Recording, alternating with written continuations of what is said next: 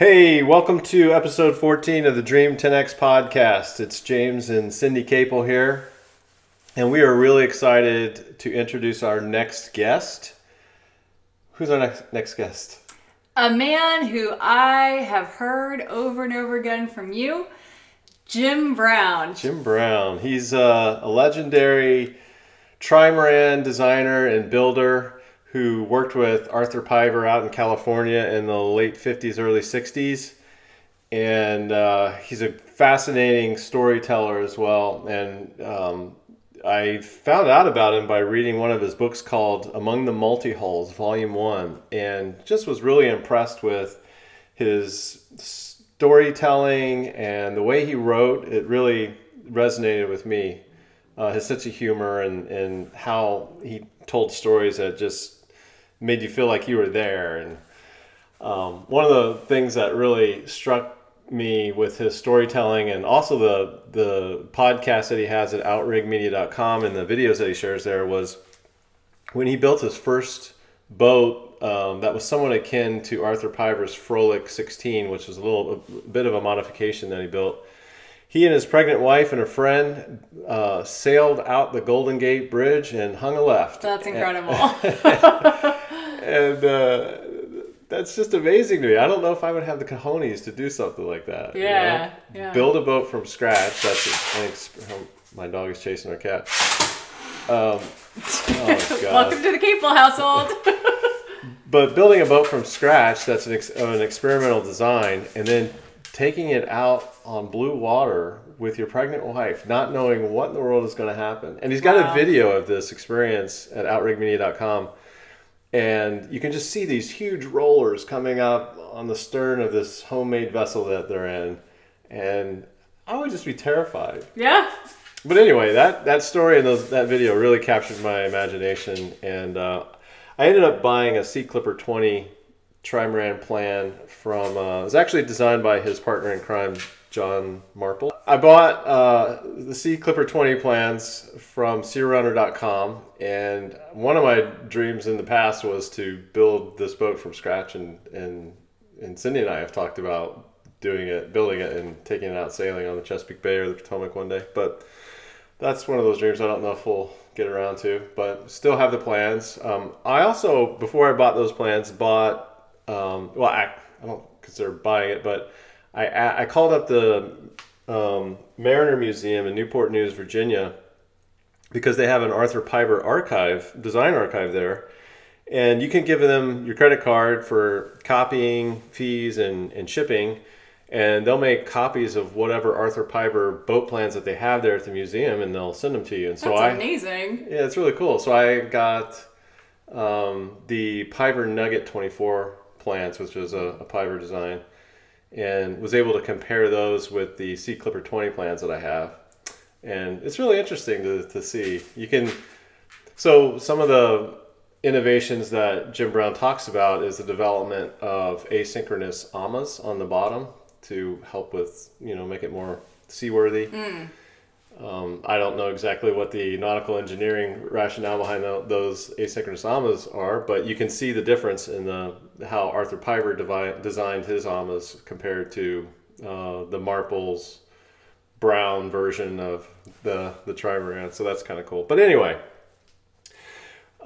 it was great to call up Jim and have a phone conversation with him and record it, and to hear him tell a version of his life that I don't think anybody has heard before. If you read his book, it picks up while he's out in California and after college, after getting out of college and everything. So he tells some stories on this podcast about his early childhood and how he got into boating. So it's really fascinating. Hope you enjoy. Jim Brown. So one of the things I really was interested in was finding out a little bit more about your childhood and where you grew up and your family and all that kind of stuff. And how you got into boating. Yeah. Well, that's an interesting question. I've thought about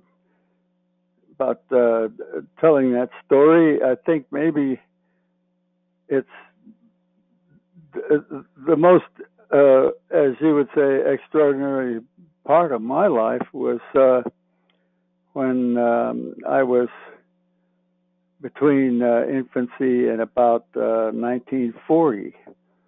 I was born in 33. That was probably the worst year of the Depression. Mm. And it was also the worst year for bank robberies and kidnapping in the back in the G-Man days. Interesting. And my dad was a G-Man. Really? Yeah, in that time, And my mom and my father and mother met in Washington D.C.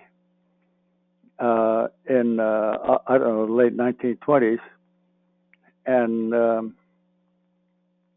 my dad was the only one in a family of 10 to leave the Vermont farm where he came up.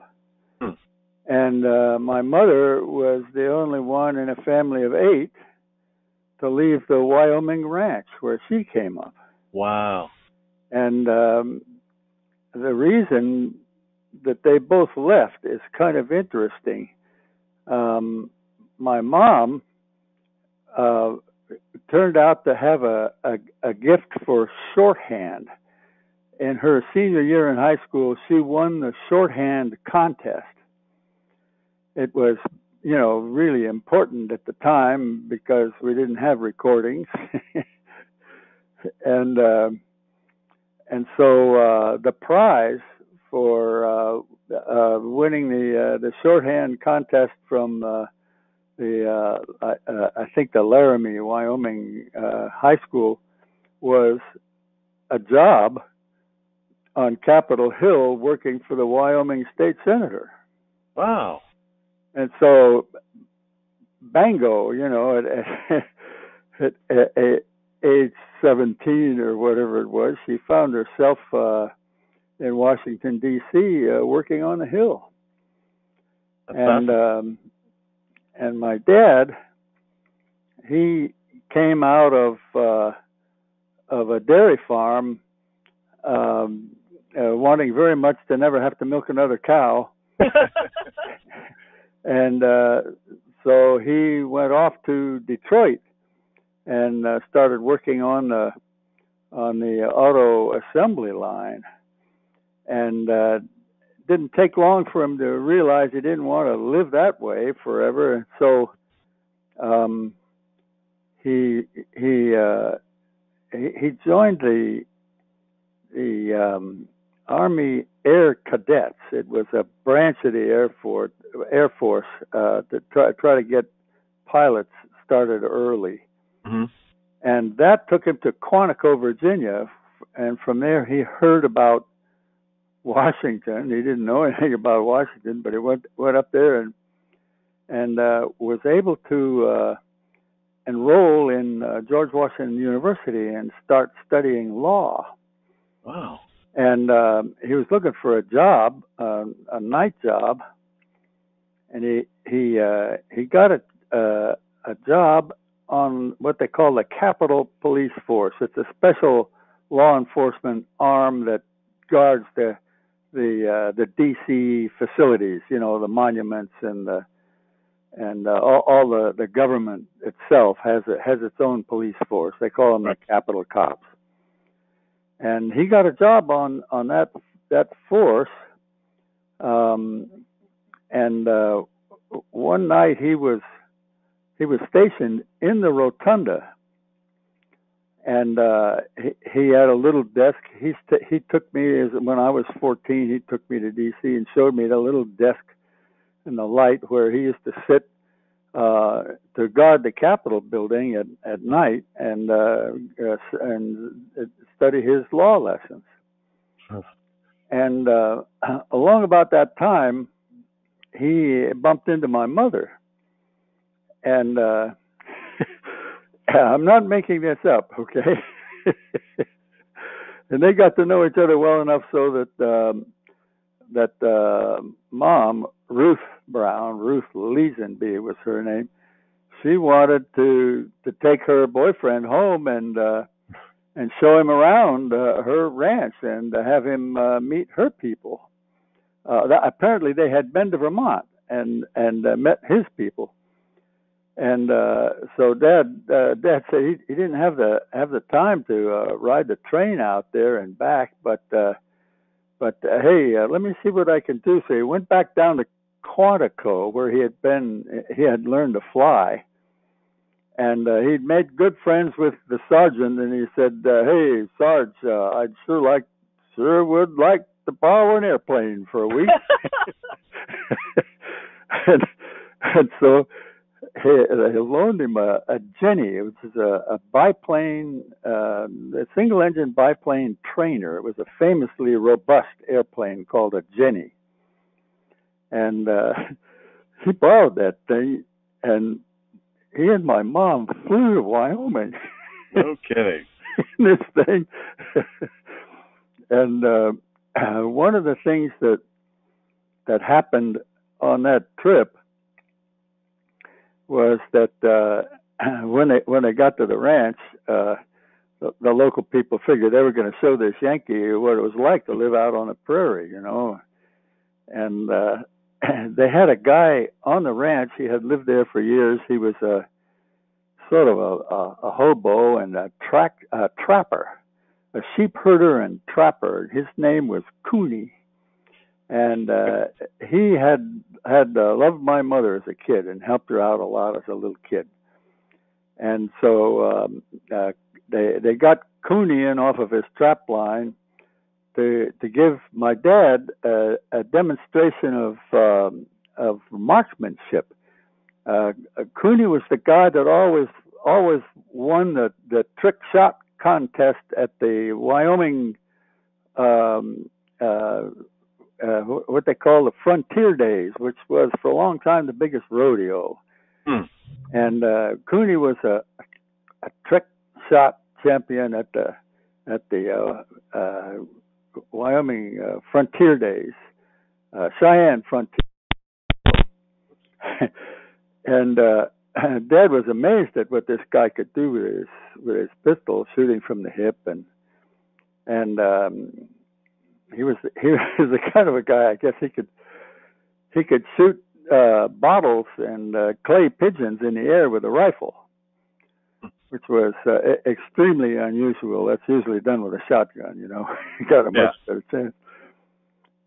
So anyway, Dad they flew back, you know. They had a great time.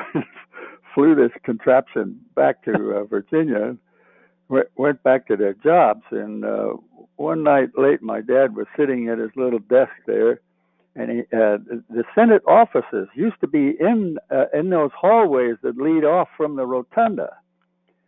All the Senate offices used to be there. They now have a special building for them. I think some of the senators still have their offices in the Capitol, right off of the dome. But at that time, anyway, Dad was sitting there, you know, studying law and cleaning his pistol and all that stuff. And he heard a couple of senators down the hall late at night talking, and he couldn't help but overhear them, and they were really disturbed by what was happening in the Chicago area. Apparently, when Prohibition was repealed, it had been recently repealed. This was probably about 1931 or so. I can't remember just when it was repealed. I think in 32. I can't remember. But when Prohibition was repealed, there were a lot of people that were making a very good living on bootlegging and the associated trades, distribution, and so on. And when the law was repealed, all of a sudden there were a lot of people who were accustomed to living the high life who were out of work. And the economy was really crashing, and they really didn't have any choice in their view but to turn to crime. And so that's when we started having the bank robbers, particularly John Dillinger, and other gangs that were usually small gangs.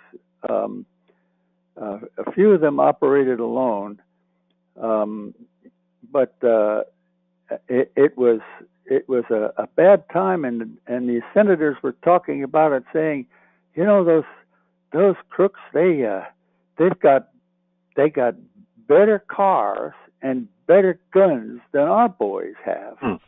And when he said our boys, he was speaking of the federal. I can't remember the original name. I think they called it the National Bureau of Investigation, and it was soon turned to the FBI. But anyway, Dad heard these guys talking about how the gangsters had better guns and better cars, and they really knew how to shoot. They were losing people, and so my dad said, and they were talking about, we got to find somebody who can show these guys how to shoot, and we got to get the money so they can buy better cars. This is right about the time when the Ford V8, the flathead Ford V8 came along. It was the first car that you could really push. You know, you could really wind it up and it wouldn't fly apart. And so they figured they had to do something about law enforcement on a federal level. These were crimes that were crossing state lines. And so my dad overheard this conversation. He walked into the office and he said, "Excuse me, gentlemen, I couldn't help but overhear you. I think I know somebody to teach your boys how to shoot." No way. And they said, "Oh, yeah." And so Dad told him about Cooney. And so the next day they sent a telegram off to the ranch in Wyoming, which was a real cattle ranch, incidentally. My mom came from a spread that was 22,000 acres. Wow. Of high plains, treeless plains, prairie grass, you know, the best grass for bovine animals. The buffalo herds lived on that stuff. And so anyway, my mother told him to put in the telegram to be sure to get the lice out of Cooney's eyebrows. And so they cleaned him up and put him, got him some clothes and put him on a train for Washington. Wow. And I'll be darned. There's a story here that nobody's going to believe, so I won't tell it. But the long and the short of it was that Cooney got himself a job as a trainer for the new FBI. Oh my gosh, I love that. And the senators said, "Well, gee, Ralph," my dad's name was Ralph. What do you want out of this?" And Ralph said, "Well, I'd like to have a job with this outfit." Huh. And so at that time, you had to have a law degree in order to get into the federal police force. And so my dad went off to South Dakota, where apparently it was a pretty easy exam to pass the bar. And he was far from finished at law school, but he came back and he had a law degree from South Dakota, and so they put him on the force. And so he went to work, and of course it was very dangerous work. He had an extremely distinguished career in the FBI. He was in on bringing down several of the real gangsters. He was there the night they got Dillinger as he was coming out of that theater with his arms around two women, and he was in on the Pretty Boy Floyd shootout and the Barker gang. Dang. And Babyface Nelson. Wow. He was not in on the. He became a kidnap expert, but he was not in on the Lindbergh kidnapping. But he was in on several others that were famous at the time. And he did that up until about 1938 or 39. And during that time, my mom and dad were very afraid for me and my little brother, because it turned out that the underworld was going after the families of the agents that had families, and he was one that did. By that time, they had two little kids, you know, and so the best thing they could do. Well, there was an intervening problem. Mom had the two of them had a terrible automobile accident, and my mom was away recovering for about a year, and but Dad had to go back to work. He went up against the steering wheel and it stopped him. It broke all his ribs, but he recovered from that. But Mom went through the front windshield and out onto the highway. It was a head-on smack up from some drunk passing on a hill. Ugh.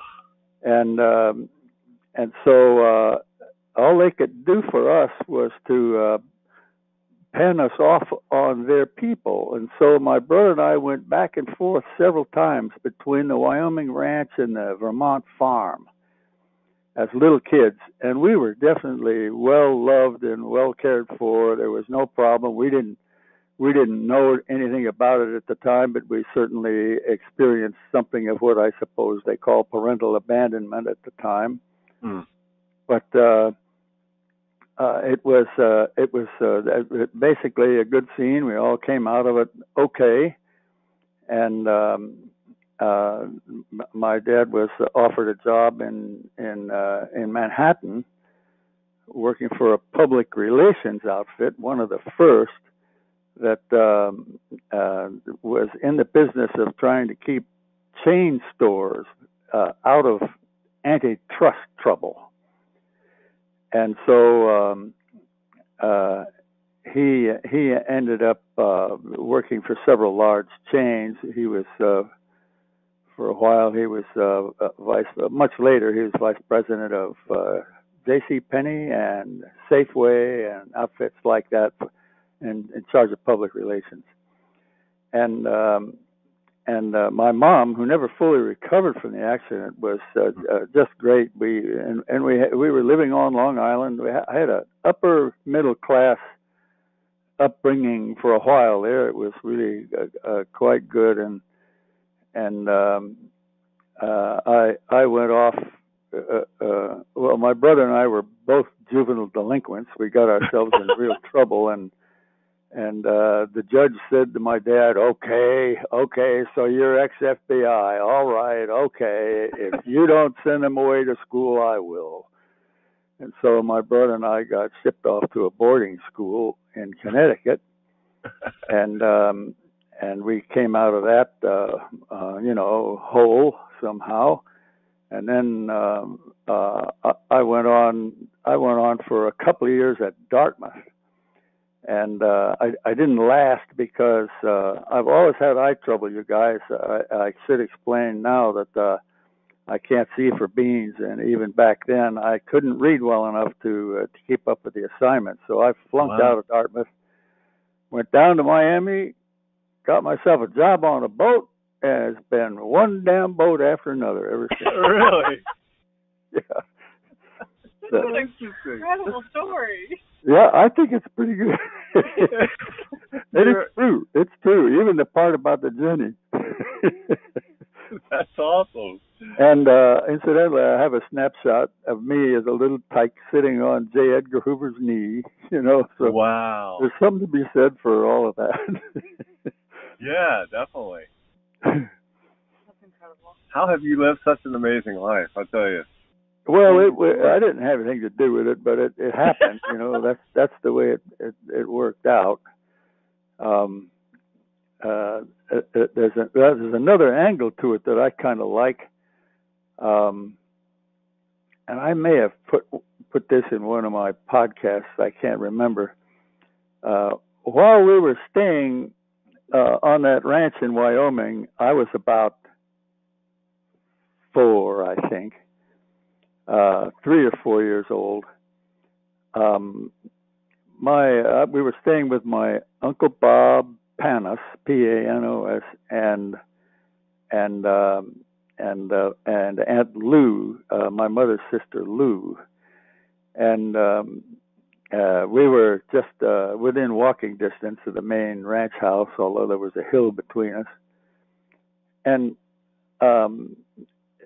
the ranch was located on a rail line that connected Cheyenne to Denver, a north-south hookup between the Union Pacific and the Northern Pacific. And the trains used to come by right by this place, just on the other side of the road where I was living as a little kid.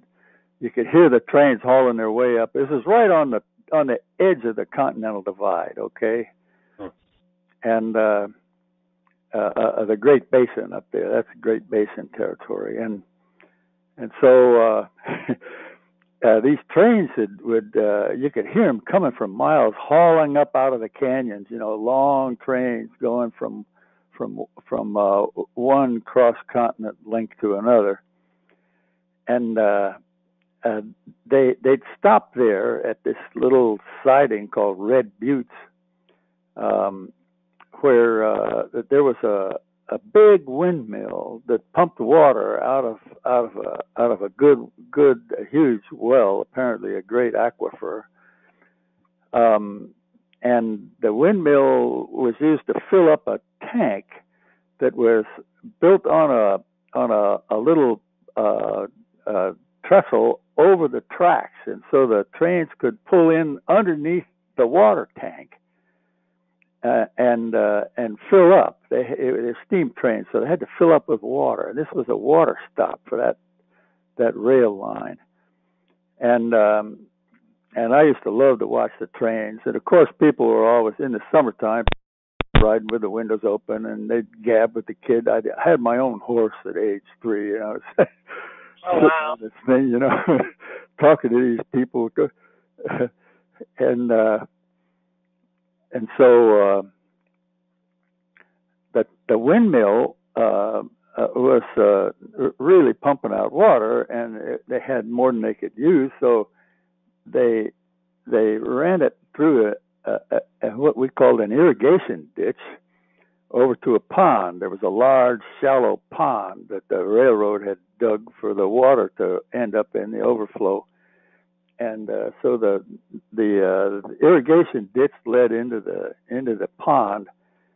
And one thing my Uncle Bob was doing for us at night was reading to us. He had his own work to do on the ranch, but he was great. He was reading stories to me and my little brother at night. And one of the stories they were reading was the Swiss Family Robinson. Mm. And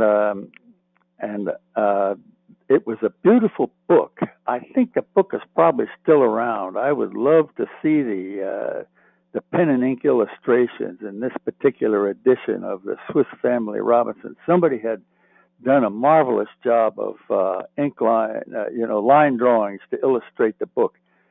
And the story somehow really captivated me. This family marooned on an island, and the only way they could get out of there was to build their own boat and sail away. Mm. And they had sketches, fanciful sketches of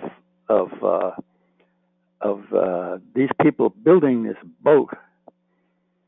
And so, of course, I started bugging my aunt for a boat. I wanted a model boat that I could play with in the irrigation ditch. And so my aunt went to my uncle and said, "Hey, this boy wants a model boat."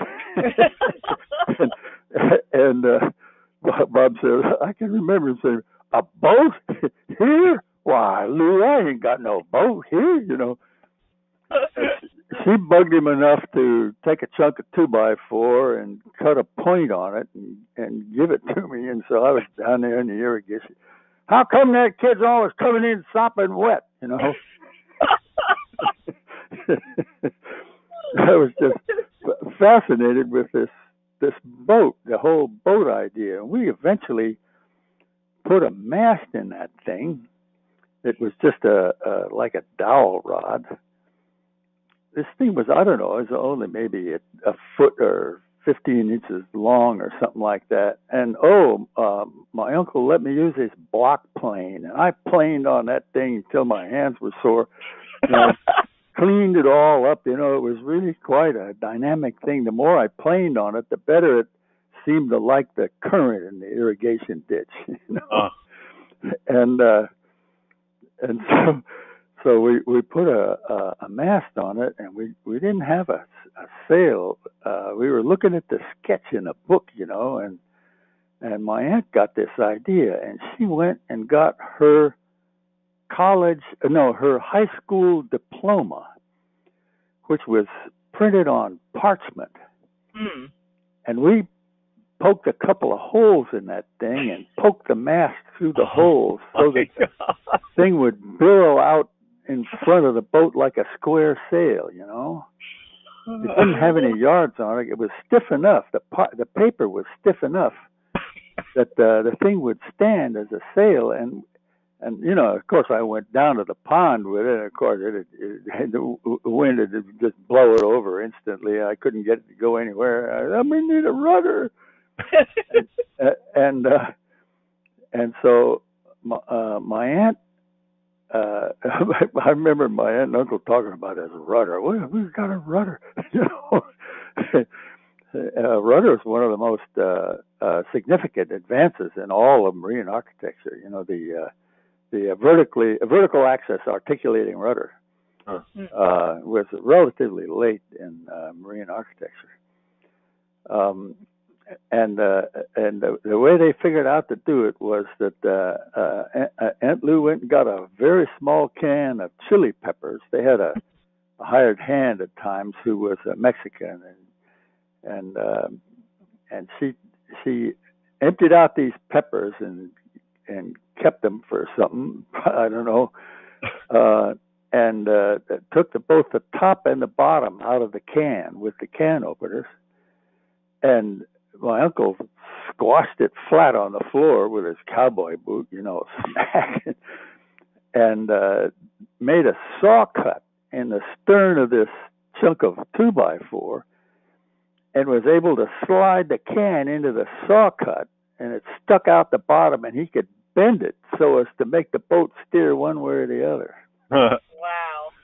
And we took that thing down to the pond, and I'll be darned, we got it to go downwind across the pond.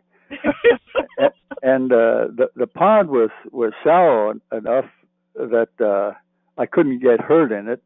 I didn't like to wade all the way across it because it was cold, but we had a horse too. We had this my uncle's wonderful horse. His pride possession was a nice horse. You know, if you had a nice boat or a nice car, it was his horse, boy, big deal. And his name was King, and the horse was very interested in this sailing boat. And he'd go along, you know, wading through the pond, splashity splash, and he'd put his nose down there and snort on the thing, and it would go a little more and stuff.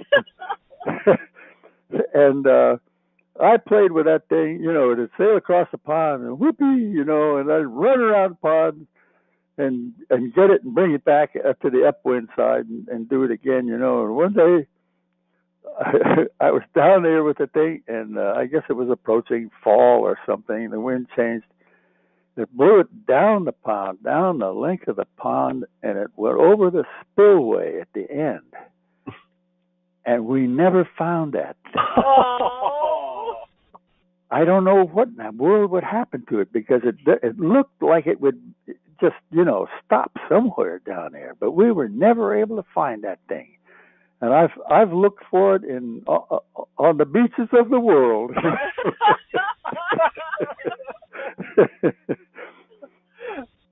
because it could have gone either to the Atlantic or the Pacific. So anyway, that's how I started my career in marine architecture. Oh man, that's an awesome story. And I think from what I've seen of you in your videos and listened to you, you've got this childlike fascination that you've never lost with boats, and that's kind of how you've continued to innovate with boats, from my perception. Well, I appreciate you using the word childlike because I think there is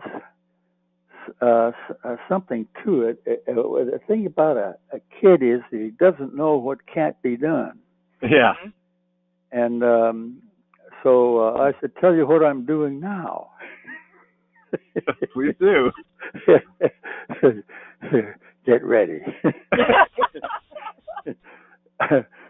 I'm 87 years old and a little more than half blind, and I'm building a tiny house that is to go onto my Wind Rider 17. That is fantastic. Yeah, I was out for a sale. I have and in the event that your listeners don't know what a Wind Rider is, it's a plastic trimaran. It's like those plastic kayaks that are made out of polyethylene, garbage can plastic, and they're made by the process they call roto molding or rotational molding. And the polyethylene is not especially lightweight, but it is a wonderfully resilient. It takes a tremendous amount of punishment without complaint, and it's also cheap. If you figure you're going to sell a lot of them, and once you've paid for the tooling, and in the case of the Wind Rider, the tooling costs something like $500,000. But once you've got the tooling, the boats are really inexpensive to produce, and so the challenge becomes marketing. And it's working with the outfit they call Wilderness Systems. Their original name was Wilderness Systems Kayaks, down in Greensboro, North Carolina. It's the only manufacturer that I've ever worked with. Otherwise, my boats have always been built by their owners. And believe me, it's a lot easier to work with owner builders than it is with a manufacturer, because there are so many considerations that I knew nothing about. Particularly cost and marketing considerations. Oh. So you have to be. You cannot be pure if you're going to work with a manufacturer. You have to let them beat it into you that the boat's going to come out to be theirs as much as it is yours, and so it's been quite an experience. The honcho in that company is a guy named Andy Zimmerman, with whom I'm still dear friends, and but we've had a lot of time standing toe to toe with each other over the Wind Rider, and it's a 17-foot trailerable trimaran that has two cockpits. In a midships area, there's a cockpit that's about 4.5 feet long, but that's in between the cross beams, and then aft of the after cross beam, there's another cockpit, and it's very different than a beach cat or than most small racing trailerable multi-hulls. This one you sit down in like you sit in a kayak. And in the case of the Wind Rider 17, there are two sizes, a 16 and a 17. But in the 17, which is what we're talking about here, it has the after cockpit for the pilot. You can't call him a helmsman because he steers with his feet. And there are foot pedal steering in the after cockpit, and that leaves both hands free for handling the sails. So it's a distinctly different sailing ergonomic. Most small boats, you have to have one hand on the tiller and the other hand for the sheet, and you can't pull on a sheet with one hand. You got, and so you end up putting the sheet in your teeth, and so you'll have both hands free or something. And so this Windrider has this big main cockpit, which is deep enough. It's about 15 inches below what you'd call deck level, in between the two cross beams. And so this tiny house sits on top of the cross beams, and in the open sailing geometry, that is, when she's not telescoped in for trailering, she's 12 feet wide. So this tiny house is going to overlap the cross beams fore and aft a little bit. It'll hang out forward of the forward cross beam a bit, and just a little bit aft of the after cross beam, which is a distance of 8 feet. So it's 8 feet fore and aft and 10 feet laterally, or athwartships. So I'm starting out with an 8 by 10 foot floor plan, which is not bad for a tiny house. Yeah. And I've had a lot of fun designing it. The crux of it is that when you're down in there, sitting on the bunk, there's a bunk on each side of a footwell, and the footwell is the central cockpit.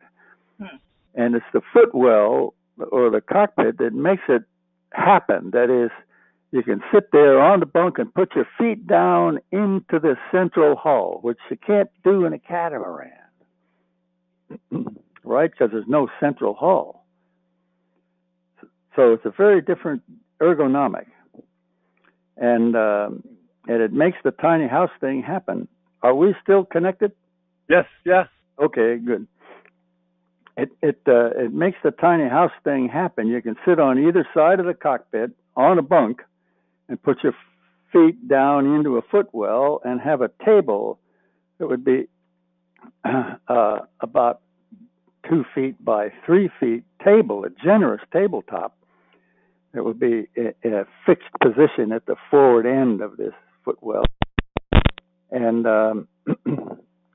one side will be the permanent bunk. The other side will be a temporary bunk that has to be brought out or blown up or whatever it is, maybe an air mattress or something, because it fits over the utility area.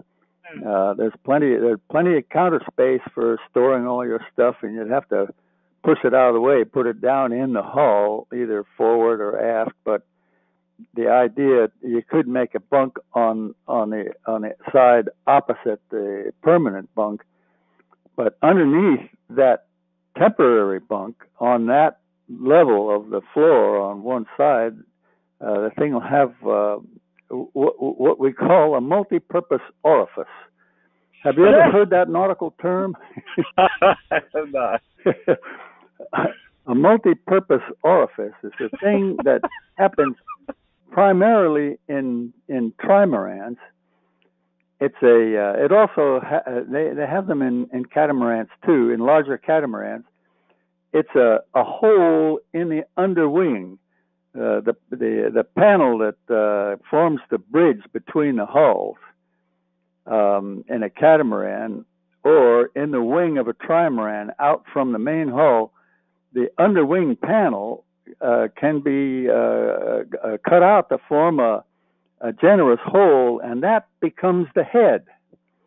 Huh. You can sit on it and ablute directly into the ocean. Okay. And what we've done before is cut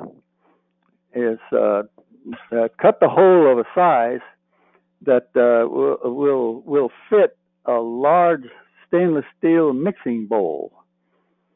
And so you can also use it as the kitchen sink. Huh. That is, you can drop the bowl in the hole, and when you wash the dishes or whatever you're doing, when you want to dump out the dishwater, you just invert the bowl, or you can set the bowl aside and use it as a head. Now, of course, there's solid waste and liquid waste. The urine is the problem because for a man it becomes a problem because the ergonomics are bad for getting your feet up close enough to the bowl, so it's hard to pee out of this thing. And so what Phil Weld did in his boat, the 60-foot ocean racing trimaran called Rogue Wave, designed by Dick Newick, marvelous, perhaps the most marvelous vessel I've ever sailed in. And Phil, I think, is still probably the most venerated of American multi-hull sailors. He had a little sign over his multi-purpose orifice that said, "Gentlemen will please be seated," which is to prevent trying to pee out of the thing standing up, you know. And so my tiny house will have that multi-purpose orifice, and I'm trying to figure out what to do with the windows right now, but I think it's going to be a great place to just hang out. It will, of course, completely eliminate the sailing properties of the boat. I have to take the rig out of the boat, but otherwise it won't modify the vessel in any way. It could be put back into sailing trim at any time. But I've decided to stop sailing it myself, folks. I've enjoyed that boat tremendously here for 15 years. We live on the water. It's one of those little what they call drowned rivers that come up out of the Chesapeake, and these are river channels that were cut by the meltwater, the runoff from the last deglaciation. And now that the glacier's gone, there's no real runoff in them, so the tectonic plate has settled enough to allow the sea to flood into these little river valleys. And so we live on one of those, and it's very shallow now. It's silted in terribly since agriculture, but it's deep enough to operate a wind rider, which only needs 16 inches of water, and so I've really enjoyed sailing it for a long time here, but because of my eyesight, I've been feeling insecure in the thing. And sure as heck, the other day I darn near had a collision with a power boat, and I've been trying to stay off the river on the weekends when there's other boats out there. But it was such a nice sailing day, and we haven't had any good sailing this winter up until late September. And so I was out sailing on a weekend when I shouldn't have been there, and had a close call with a powerboat. The guy in the powerboat didn't seem to mind. He was crossing my bow, and he knew he could get there because I was a sailboat. You know, I should be plodding along. But most people are still not really aware of a sailboat that can go from a dead stop to 15 knots in 2 or 3 boat lengths, you know.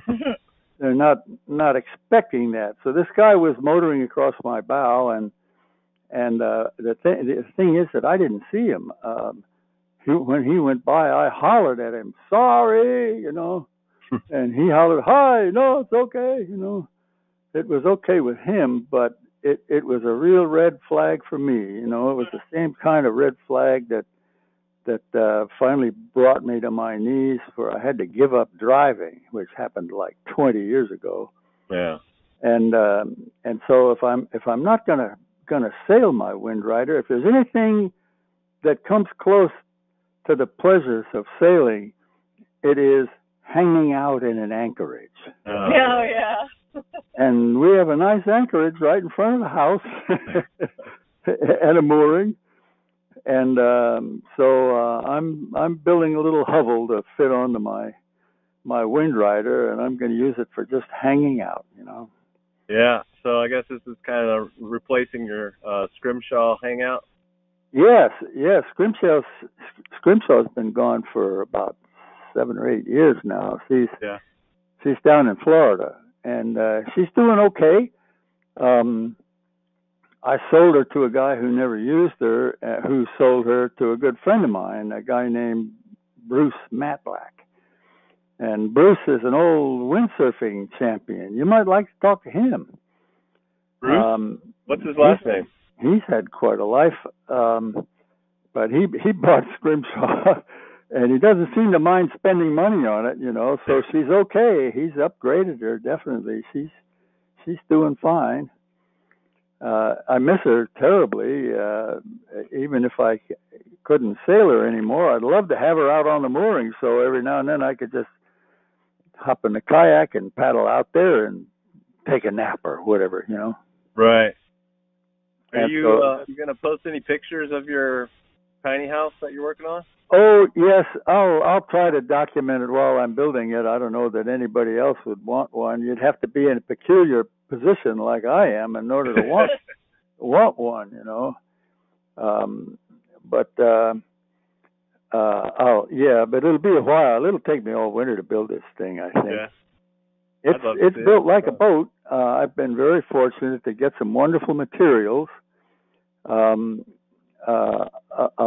friend John Harris, who is the guy that runs Chesapeake Light Craft. It's a kayak and canoe kit manufacturer up in Annapolis, Maryland. And John's a good friend, and he stocks this plywood that's made out of a wood, a species called okume, Okoume.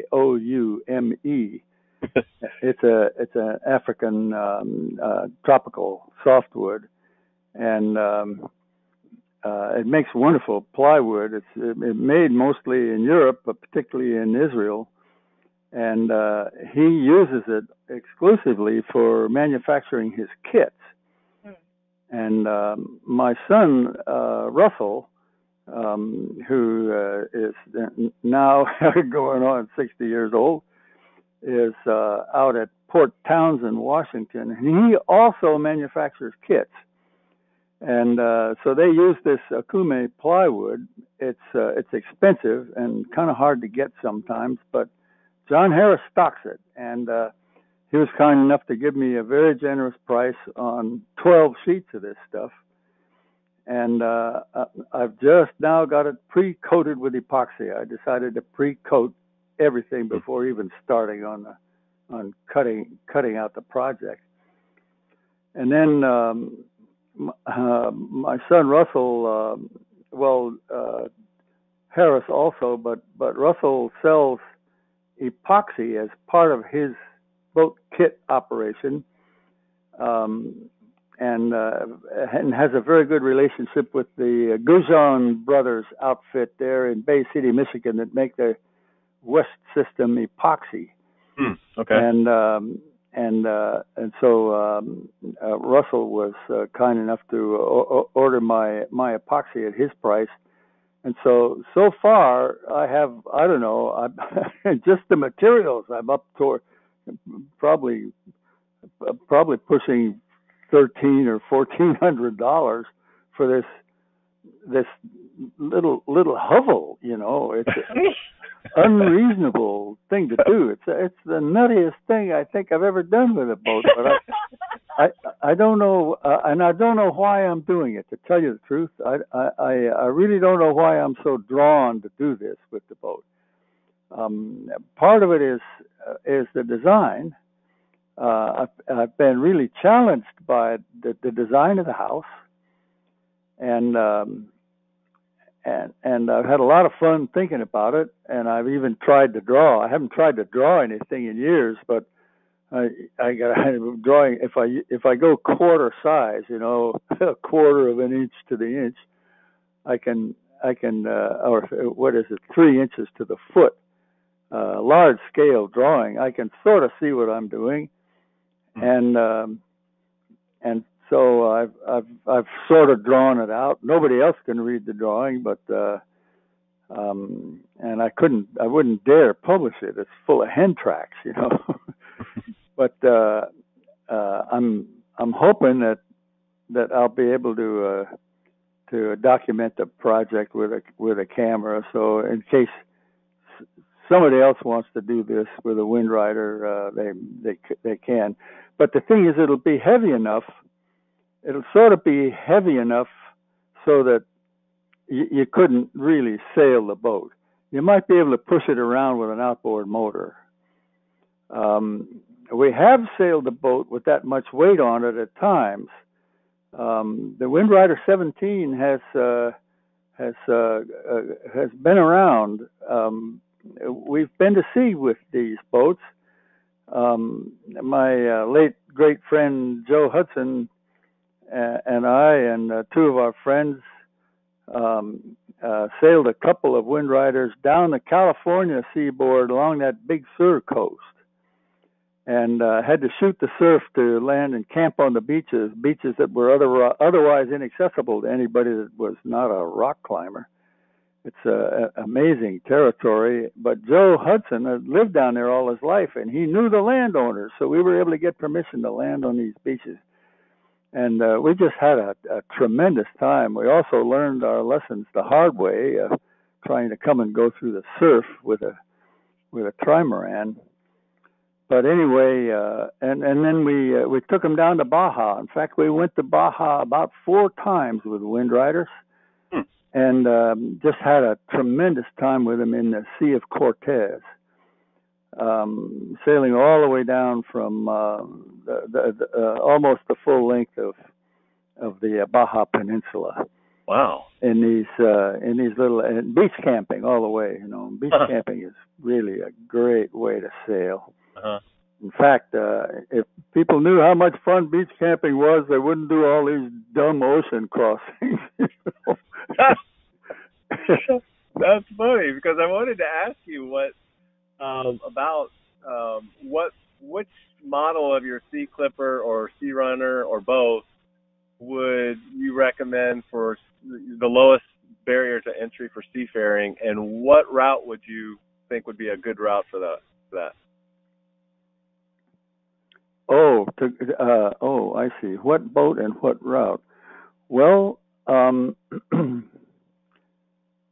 think as a minimum, I would consider John Marple's design. He has a whole series of boats that we call Sea Clipper, not Sea Runner. They are much simpler to build, much cheaper to build, and they're definitely seagoing boats. They're not as roomy as the Sea Runners, and certainly not as roomy as the modern catamarans are required to be by their naive owners who are looking for a domicile instead of a vehicle. If you really want to go out on the Big Briny, you want a vehicle, not a domicile. And the Sea Clipper 28 is just on the upper fringes of being able to trailer it. It'd be easy to haul it to the West Coast if you had a good towing vehicle. The Sea Clipper 28, and then you could sail it to New Zealand. You could sail that boat anywhere. Really? If you know what you're doing. But doing that kind of stuff, you got to have your act together. James, it's a big mistake to push out onto the ocean without being well prepared, and it's so hard for adults to start into sailing. It's so much easier for a kid. You learn so much faster when you're a kid. Yeah. You can feel things better. You can tell what's happening so much better, it seems, without talking about it. You just feel it, Uh-huh. And so for beginning sailors, I've always recommended that my clients, even if they were building a 60-footer, I said, build the dinghy first and learn how to sail it. Right. Nobody takes that advice. And then as to a route, well, things have changed so much since we did our cruising.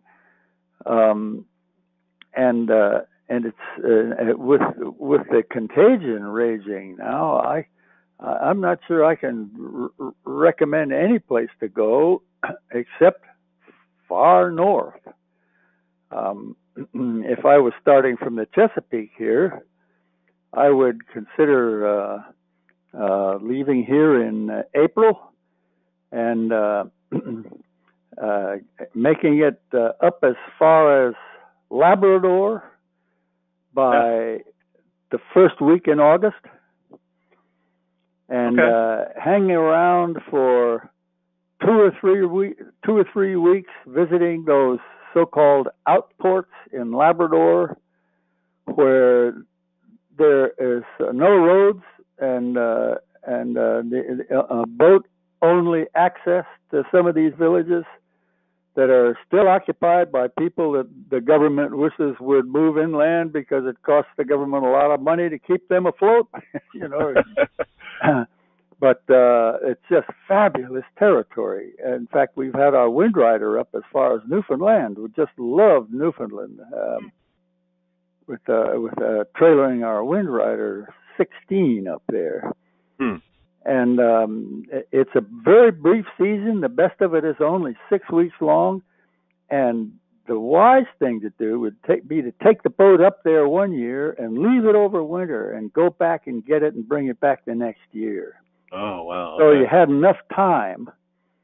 Had enough time up there. Otherwise, you'd have to race up there and then get the hell out. You got to get south of Cape Cod by well, actually, unless you're used to sailing in cold water. There's a big difference between cold water sailing and warm water sailing. And unless your boat is fit for it, and you're fit for it, you really ought to be south of Cape Cod by the end of September. Okay.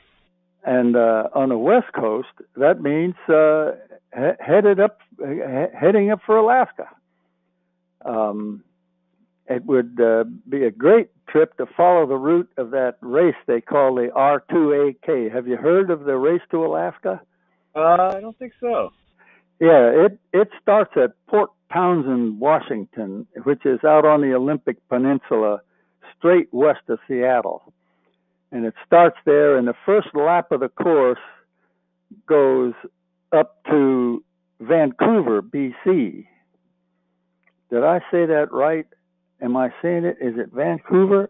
British Columbia, yeah. Yes.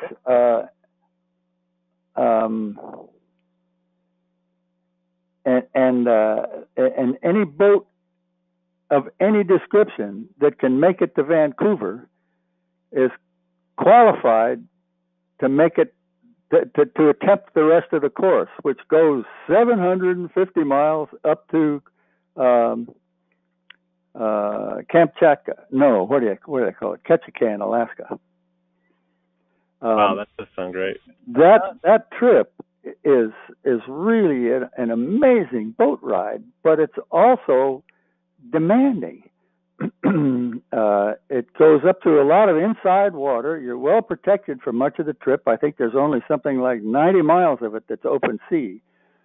But it runs up through that what they call the Straits of Georgia, from the Straits of Juan de Fuca, which lead into Seattle. You go up inside of Vancouver Island, and then and that water is, lots of islands and lots of wildlife.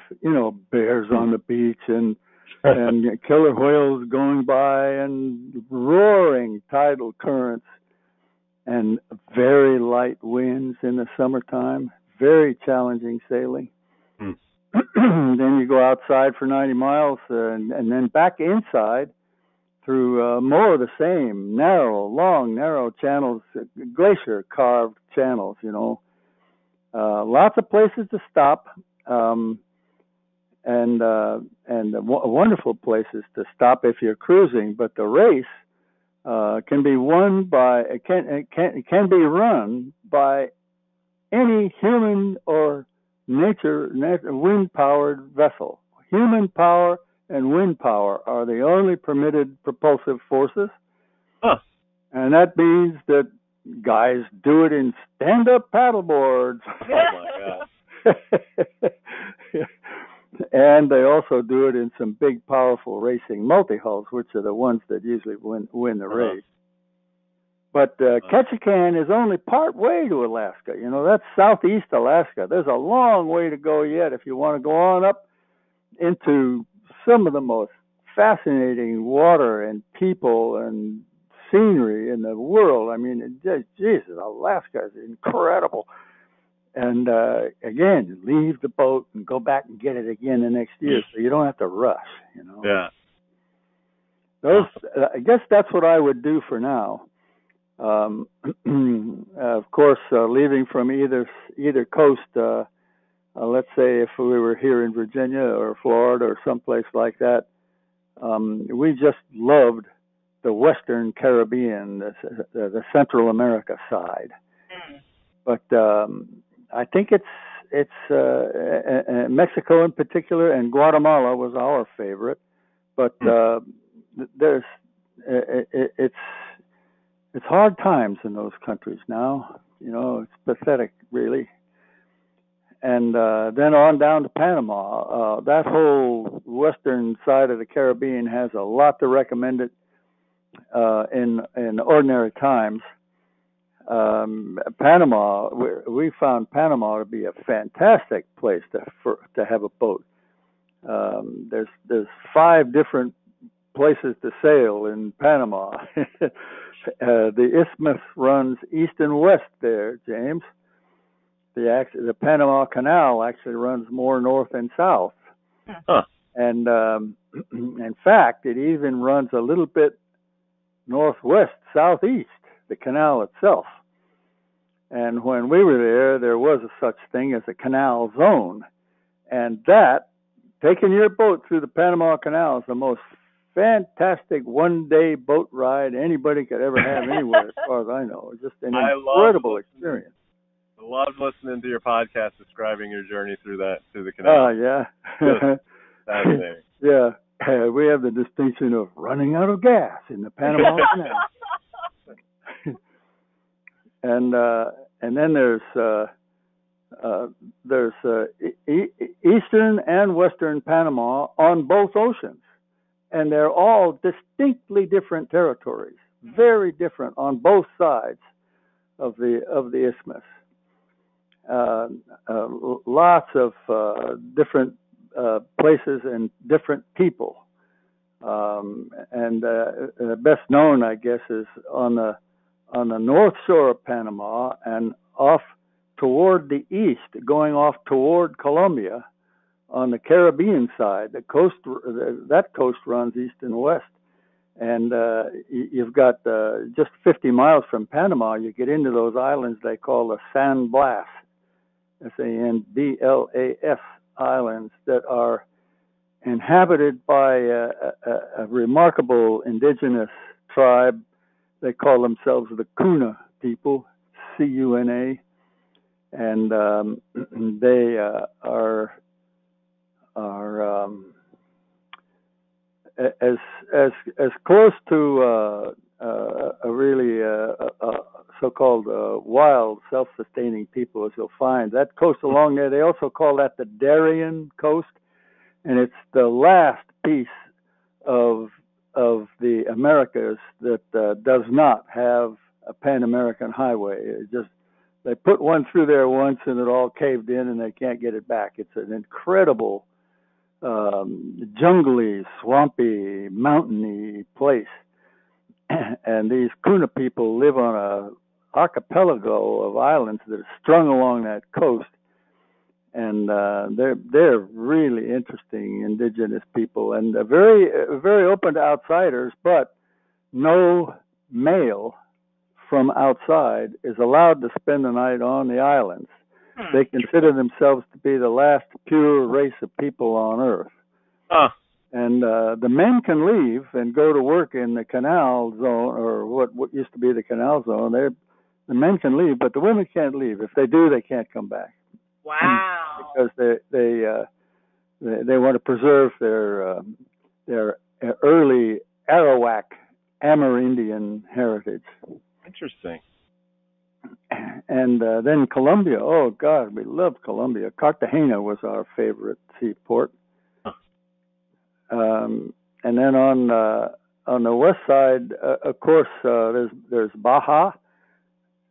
Let me say that I've heard cruising people say more than once. I've heard people go to Baja and then sail around the world and come back and say, we wish we'd stayed in Baja the whole time. Oh, wow.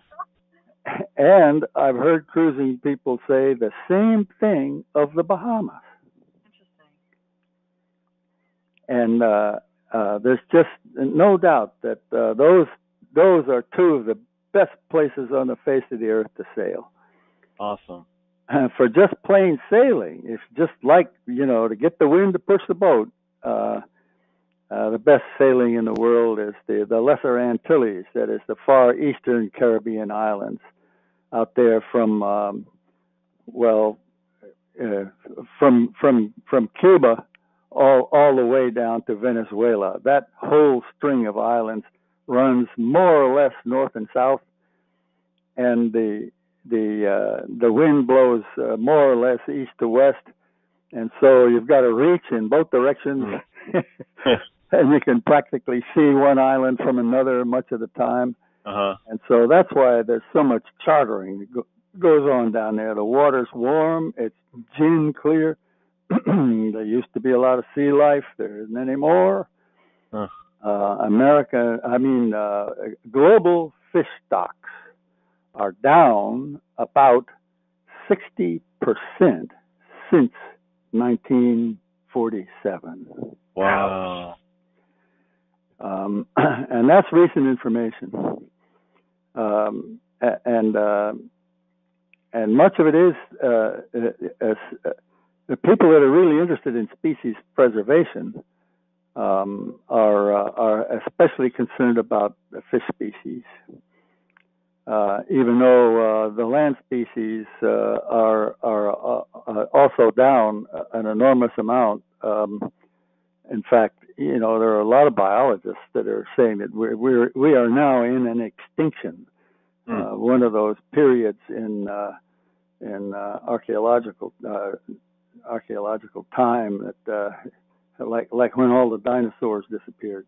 Yeah. There's the die-off is that strong now. Oh. And so what does that say? What does that say to you, James? If there's something you'd like to do with your life, now's the time. And one thing that some people want to do is really go sailing. And so until we get a vaccine globally available, and let's face it, it may be several years. It may be never, but it may be several years before the global pandemic is sufficiently reduced to allow one to get on an airplane. And it's the airplane that caused it. Damn it all, if the airplane hadn't been able to fly around so quick, it wouldn't have become global so fast. It would have become global anyway, but not so fast. This is an unprecedented predicament we've got ourselves in here. That wonderful guy, David Attenborough, the Brit that did all those wonderful nature pictures. Yeah, he's been in the news lately, and the most succinct thing that he's said about it as a naturalist is that humanity has overrun the planet. That's his term.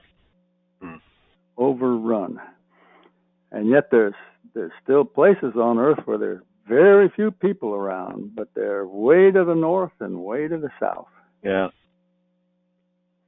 Well, actually, Cuba is it's the only place I've ever been in the tropics that does not have a pathetic surplus of people. Cuba is a wonderful example what I think. I think Cuba has been through what the rest of the world is headed for. With this thing they call the bloqueo, a blockade, or we call it I don't know what the hell they call it. Really, it's supposed to be a trade barrier, but well, it's just a drastic political failure on both sides of the Straits of Florida. The predicament that Cuba is in, it's just ridiculous what's going on. But when Castro took over and decided to nationalize so much of the country, a lot of Cubans left, of course. That's what if you want to see how. Who was it that said? I think it was Obama that said, "You want to see how immigrants can succeed? Look at Miami." And so a lot of people left Cuba, and since then they've had a careful health program that has managed to some extent restrain their population growth. And so it's a great place because it's just not it's not like most places in the tropics that are just wall to wall people. It's funny. I was just talking to my daughter last night about sustainability and how Cuba has turned into this huge sustainable area, and we were trying to understand why. Why has ecotourism become such a thing there? And I think it has to do a lot with a lot of people left, but the people who have stayed have been a lot more focused on taking care of themselves and not relying on the government because the government wasn't able to take care of them. So there's a lot more local small farm and gardening, stuff like that. I think that has added to that. Yeah. I have a high regard for the Cubans. They had an extremely resilient personality.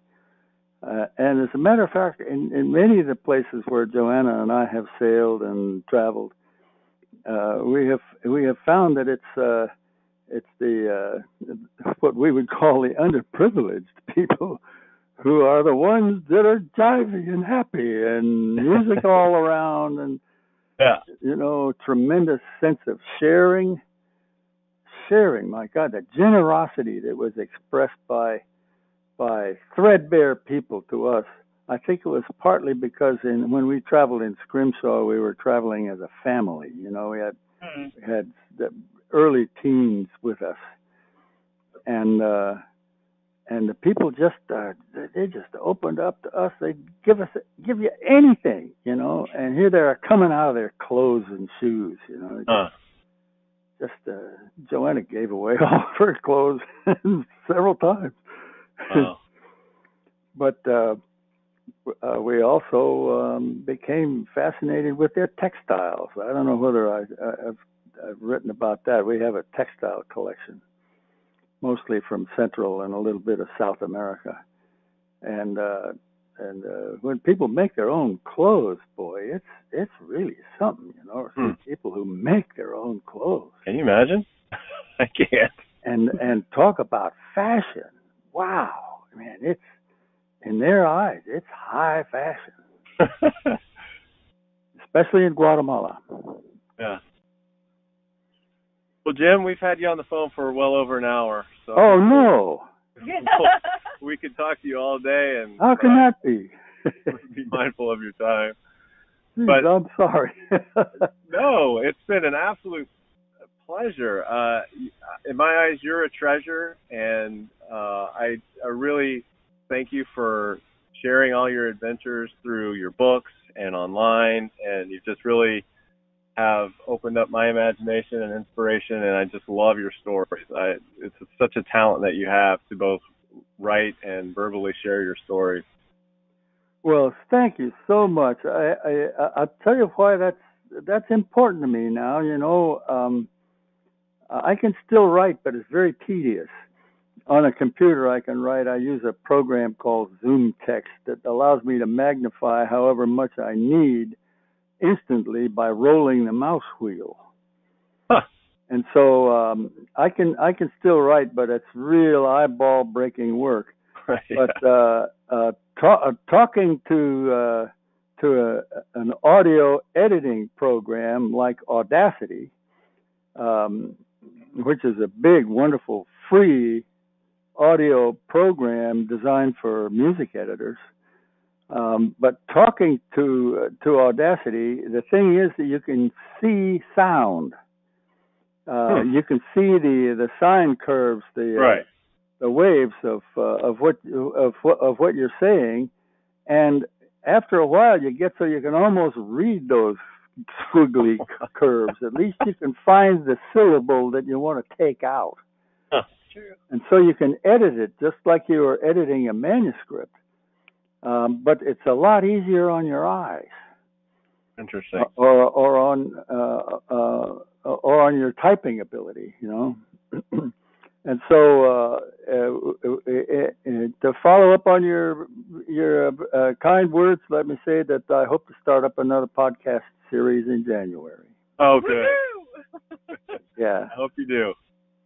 Okay, and I sure wish good luck to you people. If you're looking for people who have led extraordinary lives, I'll think about it. I could probably give you some recommendations. That guy Bruce Matlack I mentioned, he was the first American windsurfer champion and the first world windsurfer champion, and went off to be a champion, a real estate broker. Won a national contest month after month selling houses. Wow. And ended up with enough money to now be homeless. He has an old motor home and an old trimaran, and no real abode. Yeah, he sounds like someone we'd like to talk to. Yeah, and anybody else you can think of, please share. We love it. Well, gosh, there's a lot of them that are sailors. Are you focusing on sailing? Not necessarily. Mm-hmm. It's just anybody. It's just sailing has been something that's interested both of us. Well, boy, I sure wish I had a recording of my dad telling FBI stories. Oh, yeah. Oh, yeah. I was too small to remember most of them. I remember a bit about some of them, though. Well, okay, folks, you've been great to think of me. I appreciate it very much, and I hope your listeners enjoy my blab. Oh, they will. Okay. If nobody else, I have. This is okay. Thank you. That's nice. Thank you very much. Yeah, best to you and your family and your wife. Okay. So long, you guys. Take care. Bye. Bye.